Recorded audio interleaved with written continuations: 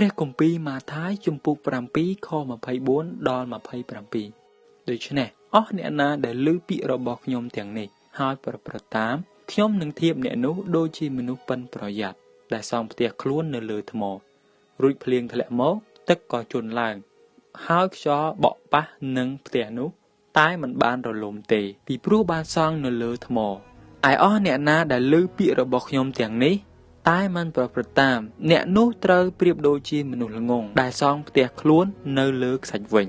រួចភ្លៀងធ្លាក់មកទឹកក៏ជន់ឡើងហើយខ្យល់បក់ប៉ះនឹងផ្ទះនោះក៏រលំទៅហើយមានការខូចខាតជាធំសម័យនេះផ្ទះត្រូវបានសាងសង់នៅលើឆ្នេរសមុទ្រប៉ុន្តែវាមិនមែនជាឆ្នេរសមុទ្រធម្មតានោះទេវាជាឆ្នេរសមុទ្រដែលសម្បូរភ្នំច្រើនដូច្នេះមនុស្សបានសង់ផ្ទះនៅលើកន្លែងដែលមានគ្រឹះរឹងមាំសម្រាប់សំណង់របស់ពួកគេ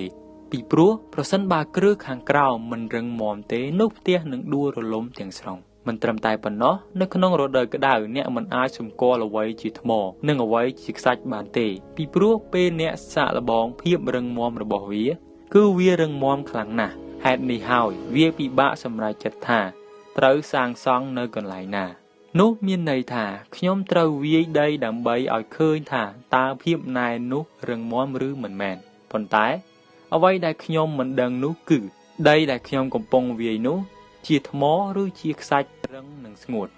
ដូច្នេះសំណួរដែលយើងត្រូវឆ្លើយនោះគឺប្រសិនបើអ្នកមិនអាចបំបែកភាពខុសគ្នារវាងថ្មនិងខ្សាច់បានទេតើអ្នកត្រូវសង់ផ្ទះដូចម្តេចកុំឲ្យមានកំហុសទីតែមួយគត់ដែលអាចប្រាប់ថាវាជាខ្សាច់ឬថ្មនោះគឺនៅពេលមានព្យុះដូច្នេះយើងស្រមៃឃើញទិដ្ឋភាពនោះពេលភ្លៀងធ្លាក់មកផ្ទះដែលសង់លើដីខ្សាច់នឹងត្រូវបំផ្លាញប៉ុន្តែខគម្ពីរដែលយើងបានអាននោះគឺនិយាយអំពីមនុស្ស2នាក់មនុស្សដែលសង់ផ្ទះលើថ្មនិងមនុស្សដែលសង់ផ្ទះលើដីខ្សាច់ភាពខុសគ្នារវាងមនុស្សទាំង2នាក់នោះគឺអ្នកដែលលើព្រះបន្ទូលហើយប្រព្រឹត្តតាមនោះនឹងមានគ្រឹះរឹងមាំដូចជាថ្មចំណែកអ្នកឯដែលលើព្រះបន្ទូលប៉ុន្តែមិនប្រព្រឹត្តតាមនោះមានគ្រឹះខ្សោយដូចខ្សាច់ពួកគេទាំងពីរស្ដាប់នោះមានន័យថាឱកាសគឺសម្រាប់មនុស្សគ្រប់គ្នាប៉ុន្តែអ្នកប្រព្រឹត្តតាមអ្វីដែលគាត់ឮគឺមានតែម្នាក់គត់ក្នុងចំណោមអ្នកទាំងពីរព្រះប្រទានឱកាសឲ្យមនុស្សគ្រប់គ្នាយើងគឺជាអ្នកសម្រេចចិត្តរស់នៅតាមឱកាសនោះឬអត់ដូច្នេះតើវាខុសគ្នាដូចម្តេចគឺសកម្មភាពមិនមែនគ្រាន់តែស្ដាប់ប៉ុណ្ណោះទេប៉ុន្តែត្រូវប្រព្រឹត្តឬអនុវត្តតាមដែរតើដីសង់ផ្ទះនោះមានអត្ថន័យដូចម្តេចវាមានន័យថាជាកន្លែងដែលយើងតាំងជីវិតរបស់យើងជាគ្រឹះដែលយើងគិតថារឹងមាំសម្រាប់ជីវិតរបស់យើងដូច្នេះតាមរយៈអត្ថបទនេះតើយើងអាចដឹងថាជីវិតរបស់យើងសង់នៅលើដីល្អដោយរបៀបណាគឺនៅពេលមានព្យុះភ្លៀងមកប៉ុណ្ណោះតើព្យុះមានន័យដូចម្តេចព្យុះគឺជាបញ្ហាក្នុងជីវិតស្ថានភាពអាក្រក់ចូលមកក្នុងជីវិតរបស់យើង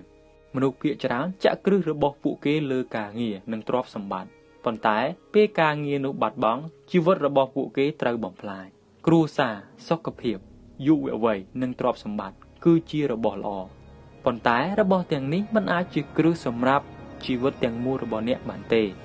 កុំអនុញ្ញាតឲ្យរឿងនោះកើតឡើងចំពោះយើងចូលយើងសូមព្រះឲ្យបង្ហាញយើងថាតើយើងកំពុងធ្វើខុសឬយ៉ាងណាតើយើងគួរផ្លាស់ប្ដូរដូចម្តេចខ្លះក្នុងជីវិតរបស់យើងនិងសូមឲ្យទ្រង់ជួយកែប្រែនៅក្នុងស្ថានភាពដ៏លំបាកបំផុតតើអ្វីជួយឲ្យអ្នកនៅតែបន្តឈរទៅមុខទៀតចូលអនុញ្ញាតឲ្យព្រះក្លាយជាគ្រឹះនៃជីវិតរបស់អ្នកចូលអធិដ្ឋានសូមព្រះនៅពេលឥឡូវនេះចុះជុំយើងទាំងអស់គ្នាបានសម្រុំចិត្តអធិដ្ឋានអោព្រះវរបិតាដែលគង់នៅនគរឋានសួគ៌ទូលបង្គំសូមយាងព្រះវិញ្ញាណដ៏បរិសុទ្ធរបស់ព្រះអង្គមកគង់នៅក្នុងជីវិតរបស់ទូលបង្គំព្រះអង្គម្ចាស់ហើយសូមឲ្យអ្វីដែលទូលបង្គំបានស្ដាប់នៅថ្ងៃនេះ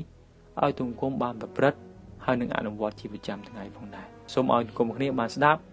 សូមឲ្យទូលបង្គំគ្នាបានរៀនអំពីព្រះអង្គ